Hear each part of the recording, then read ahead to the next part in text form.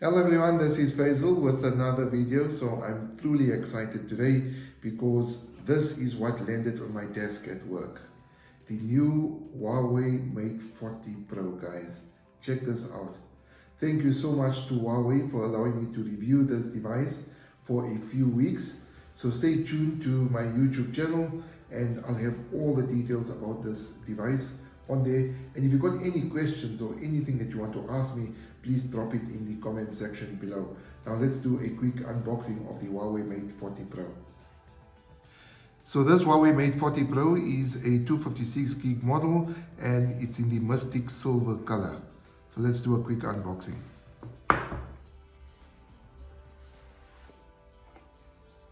In the box you do have the device. Let's check that out. So this is the Huawei Mate 40 Pro 256 gig. That's the front of it, that's the side, and that's the back. Check this color out. It gives you that beautiful hue. And then the Leica camera array there, and this is the other side. Also in the box, we do have the SIM extraction tool. And I'm glad to see this.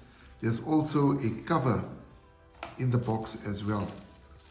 So Huawei actually including the cover. I'm really happy about this.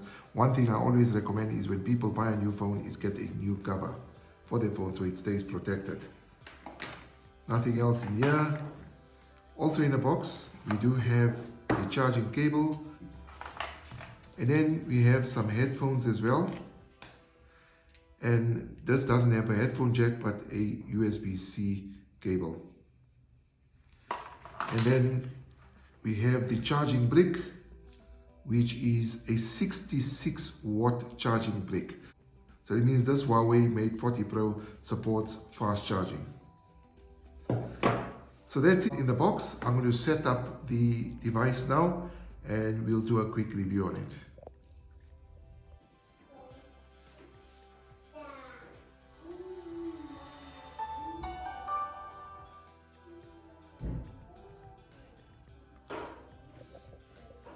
So the Huawei Mate 40 Pro is one of the best phones around in terms of hardware.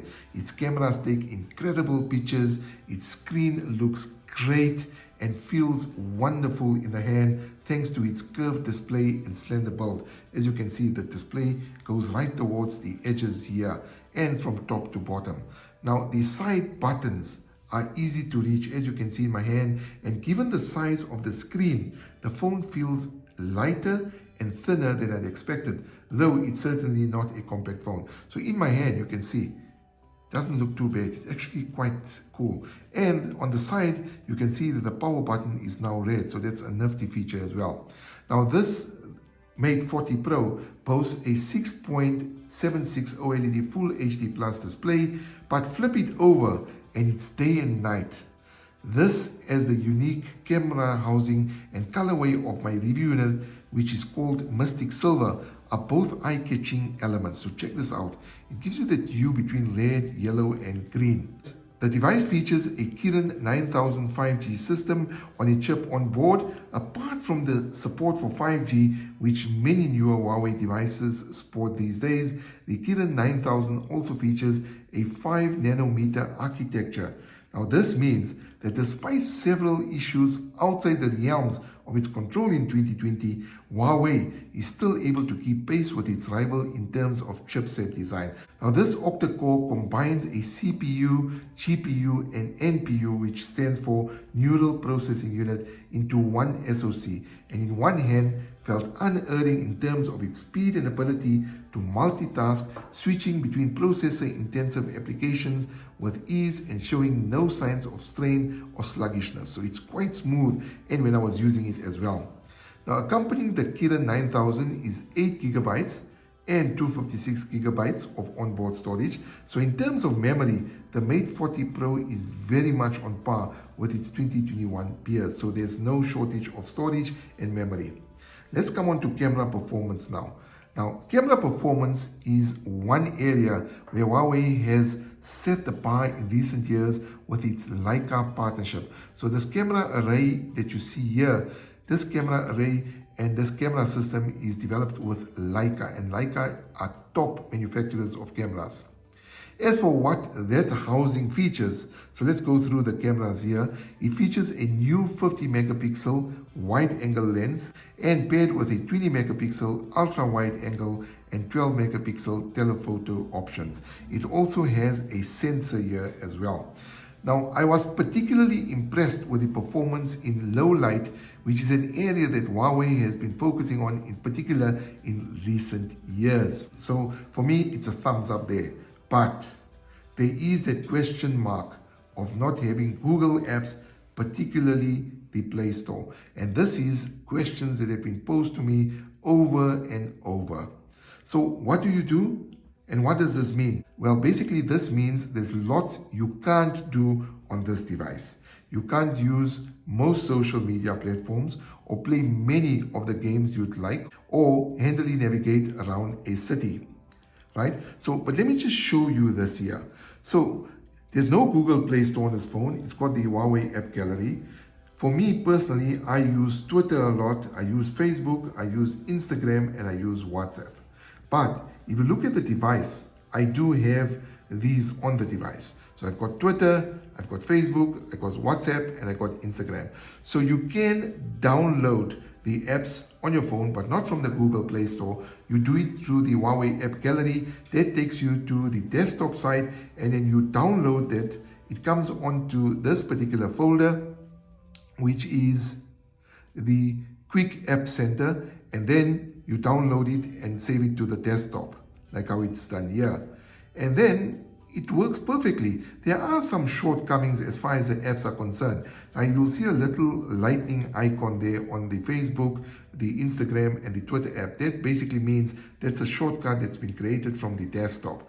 But there are some limitations. It's not the actual app, remember, because you're not downloading it from the App Store. You're creating a shortcut. So there are limitations. As you can see, Twitter looks fine. There's not really an issue here as well. And then if you look at Facebook, it's also not too bad. But like I said, there are some limitations. The one I found a problem with was with Instagram. So the Instagram is actually fine. It's not actually a problem. But when I go to Instagram stories, you can see that it puts it into landscape mode, and it's not the way it will be on a normal smartphone. That's because that is not the app. Unfortunately, that's some of the shortcomings that you have to live with. But I still managed to use these apps without any issues as well. When you look onto the app, you will see there's a little X there, which basically means to close the app. So that shows you also that this is not a mobile app, but rather a desktop site. And if I click on that little three dots, it will show you share, about, cancel, add to desktop. So that's one of the shortcomings of not being able to download the original app from the App Store, because there's no Google Play Store and there's no Google as well. But if you want to search, you don't have to worry about Google, because it does have its own search browser as well, as you can see here. So let's come on to the Huawei's app gallery. Now the Huawei's app gallery does have a few apps, and some you might even recognize, like TikTok, Snapchat, Amazon Shopping, Tinder, and Telegram among them. But it doesn't come close to matching the vastness of the Play Store. Let's face it, right? Now, let's come on to price. At 19,999 Rand, the Mate 40 Pro 5G is supremely well equipped, but leaves one crucial element unanswered. If Google and Huawei join forces once again, the Mate 40 Pro 5G becomes the smartphone to beat. Thanks for watching. I hope you enjoyed the video. Don't forget to hit the like button and also subscribe to the channel. And also on my channel, there are a whole lot of other review videos as well, so check them out. I also have videos about Lego builds, which are quite interesting, so check those out as well. And remember to share this video and the others as well, so that others can also hit the like button and subscribe. So until next time, please do take care of yourself. See you around. Stay safe and peace.